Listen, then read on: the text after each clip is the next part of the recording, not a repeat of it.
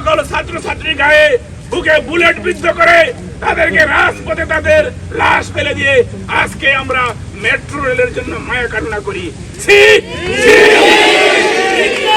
আপনার উচিত ছিল আবু সাইদের বাসায় যাওয়া, আপনার উচিত ছিল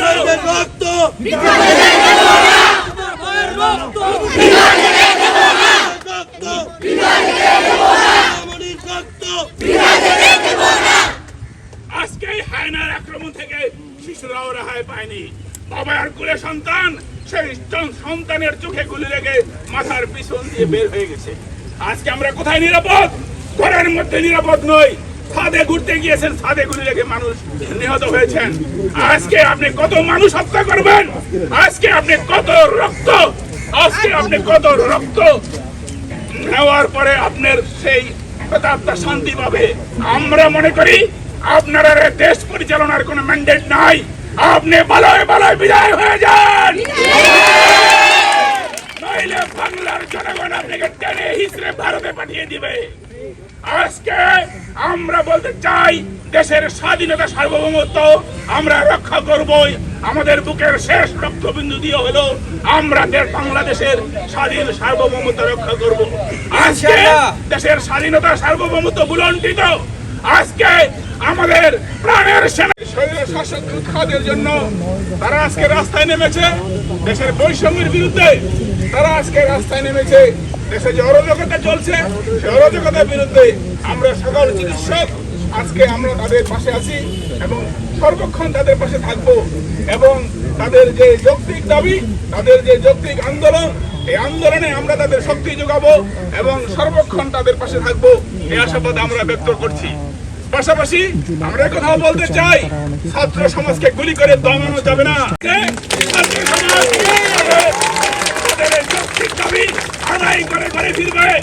আমাদের ছাত্র সমাজের রক্তকে আমরা বৃথা যেতে দেব না। আমাদের এই ভাই বোনদের রক্ত আমরা বৃথা যেতে দেব না। ছাত্র সমাজের রক্ত কোনোদিন তখন আমাদের পিতা মাতা হিসাবে আমাদের সহ্য হয় না। একই দেশের নাগরিক হিসাবে আমরা এই জিনিসটা দেখব, এটা কোনোদিনও আমরা চিন্তা করতে পারি না।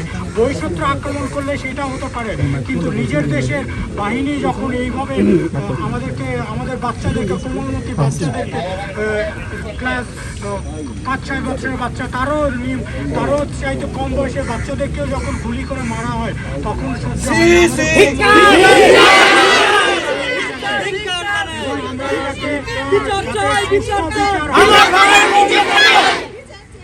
এবং আমি আমাদের শিক্ষক সমাজকে বলবো যে দলমত নির্বিশেষে আমাদের যেন মাঠে নেমে আসি।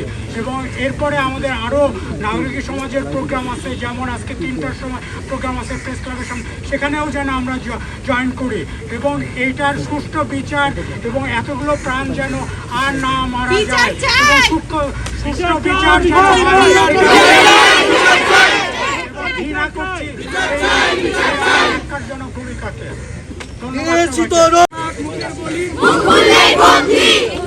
মুখের বলি বন্ধ থাক, মুখের বলি বন্ধ থাক, মুখের বলি বন্ধ থাক, মুখের বলি। বিসমিল্লাহির রহমানির রহিম।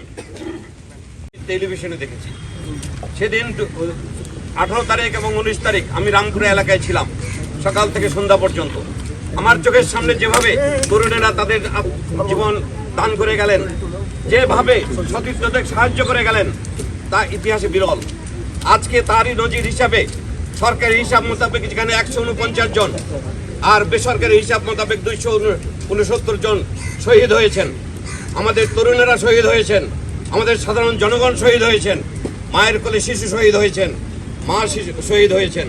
আজকে এই মুহূর্তে যারা ঘরে বসে থাকবে, তারা এদেশ, এই জাতির সার্বভৌমত্ব দেশের মাটির সাথে বেইমানি করবে। আমি মনে করি সর্বস্তরের জনগণ স্বৈরাচারের বিচার চাওয়া উচিত এবং বিচার সেই স্বৈরাচারকে করতে হবে যে স্বৈরাচার ক্ষমতায় থাকবে না। ক্ষমতা থেকে কোনো স্বৈরাচারের কাছে বিচার চাওয়া যায় না। বিচার পথ থেকে নেমে আসতে হবে এবং একটি নির্দলীয় নিরপেক্ষ বিচার প্রক্রিয়ার মাধ্যমে সকল খুনির বিচার করতে হবে। সকল খুনিকে প্রকাশ্যে বিচার, ওরা যেভাবে আজকে যেভাবে দল মত নির্বিশেষে মানুষের মুখ স্তব্ধ করে দেওয়ার জন্য নির্বাহী আদেশে বিভিন্ন দলকে বাতিল করছে, তাদের নিবন্ধন বন্ধ করে দিয়ে তাদের দল হিসেবে অবৈধ ঘোষণা করছে, আগামী দিনে 269 জন শহীদের খুনের জন্য, এদেশে বিচার বহির্ভূত হত্যাকাণ্ডের জন্য, গুম খুনের জন্য এবং সিরাজ শিকদার থেকে শুরু করে আজকে যে মাসুম বাচ্চা সেদিন শহীদ হলো তার পর্যন্ত এর বিচারে এই সন্ত্রাসী সংগঠনকে, এই সন্ত্রাসী গোষ্ঠীকে এই জাতি সর্বংশে নির্দেশ করবে। আমি বিশ্বাস করি আগামী দিনে এই খুব সহসাই এর বিচার হবে এবং এরা নির্মূল হয়ে যাবে। আর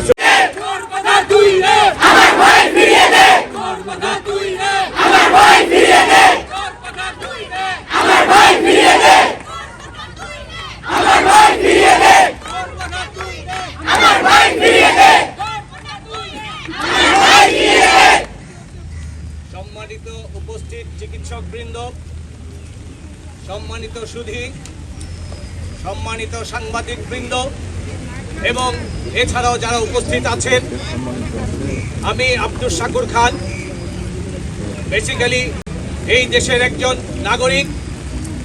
তারপরের পরিচয় হচ্ছে আমি একজন চিকিৎসক, তারপরের পরিচয় হচ্ছে আমি একজন বক্ষব্যাধি বিশেষজ্ঞ। আজকে আমাদের জাতীয় জীবনে যে মেঘের ঘনঘটা দেখছেন, যে ঘটনাগুলোর মধ্য দিয়ে আমাদের বাচ্চা সমতুল্য ছাত্র ছাত্রীবৃন্দ শুধুমাত্র অকাতরে জীবনই দেয়নি, একই সাথে হাজার হাজার ছাত্র ছাত্রী, সাধারণ জনতা হাসপাতালে অথবা অন্যত্র আঘাতপ্রাপ্ত হয়ে কাতরাচ্ছে। এমন একটা অবস্থায় যেহেতু চিকিৎসকের দায়িত্ব চিকিৎসা প্রদান করা, শরীরের ক্ষতকে নির্মূল করা, শরীরের অসুখকে দূর করা, নিরাময় করা, এই অবস্থায় একজন সচেতন নাগরিক হিসাবে আমি যখন দেখতে পেলাম আমার সমাজ আজকে ক্ষত বিক্ষত, আমার জাতি আজকে ক্ষত বিক্ষত, আমার দেশে ট্যাক্সের টাকায় কেনার গুলিতে আমার সাধারণ ছাত্র ছাত্রী, সাধারণ জনতা আজকে গুলিবিদ্ধ, মৃত, আহত, তার পরিবার এবং সেই সাথে সমগ্র জাতি আজকে এই ভারতের বন্যায় স্বাধীনতা এনেছি, স্বাধীনতা এনেছি।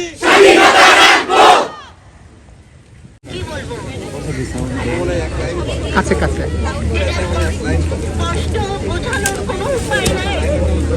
আমার ছাত্রছাত্রীরা যেভাবে আন্দোলন করেছে আমি সম্পূর্ণ তাদের সাথে।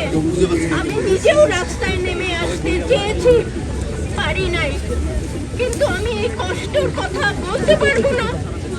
আমার প্রচন্ড কষ্ট হচ্ছে। আমার ছাত্রছাত্রীরা, আমার ভাই বোনেরা, আমার সন্তানরা কেন এইভাবে মারা যাবে? কেন?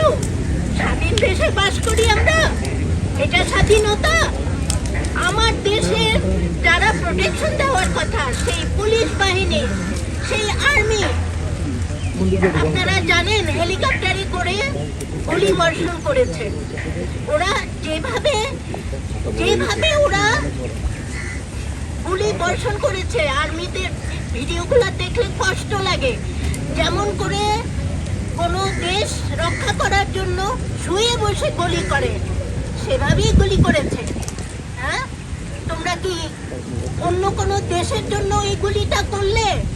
কেন এত ছেলে মেয়ে মারা গেল? কেন কেন কেন কেন মারা গেল? জবাব চাই, জবাব চাই। করবেন সেই প্রাণের সেনাবাহিনী আজকে আমাদের ছাত্র জনতার উপর গুলি ছুড়েছে। আমরা আশা করব ভবিষ্যতে আমাদের প্রাণের সেনাবাহিনী এই বন্দুকের নল ঘুরিয়ে দিবেন এবং ছাত্র জনতার দিকে নয়, স্বৈরাচারের দিকে ঘুরিয়ে দিবেন। সবাইকে স্বৈরাচার মুক্ত বাংলাদেশ কামনা করে আমি আমার বক্তব্য শেষ করছি। আসসালামু আলাইকুম।